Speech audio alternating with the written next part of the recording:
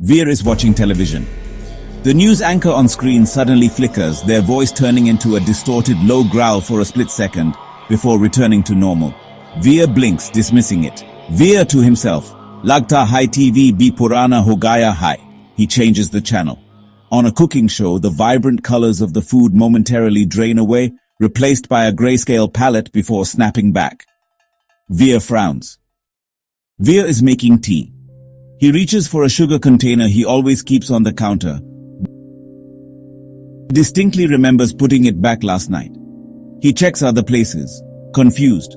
Suddenly, it reappears on the counter, as if it was always there. Later, he looks at a photograph of his family.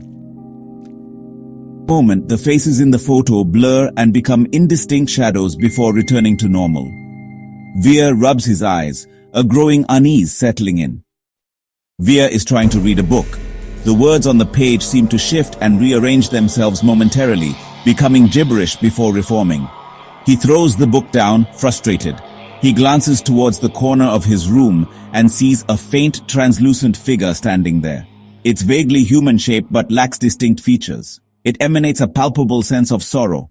Veer stares, frozen in fear. The figure doesn't move or acknowledge him. The glitches are becoming more frequent and intense.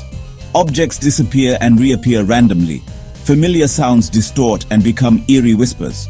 Veer sees the shadow more often now, always in the periphery, its sorrowful presence a constant weight in the apartment.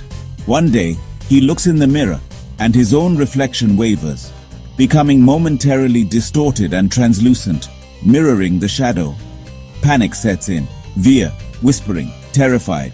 "Yeah, kya ho raha hai?" What is happening?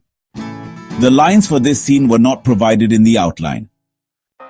Veer is sitting on his bed, huddled in fear. The shadow is more visible now, standing silently in the middle of the room. The walls around Veer seem to ripple slightly. He reaches out to touch his bedside lamp, but his hand passes right through it. He looks at his hand in horror. It's becoming translucent. The shadow remains still, its silent sorrow seeming to deepen. Veer understands somehow that the ghost isn't malicious. Its very being is out of sync with their reality, and its sorrow is causing their worlds to bleed into each other, his existence fading as the ghost's presence grows stronger. Veer, voice trembling, Tum kaun ho? Aur yeah. Yeah, kya ho raha hai mere saath? Who are you, and what is happening to me? The shadow doesn't respond, its translucent form shimmering slightly. The room around Veer continues to distort. The screen of his television flickers, showing only static. The sounds of the city outside fade away, replaced by a low, mournful hum. Veer looks at his fading hand, a look of utter despair on his face. The shadow remains, a silent embodiment of sorrow as Veer's reality continues to unravel, his existence becoming as thin and insubstantial as the ghost itself.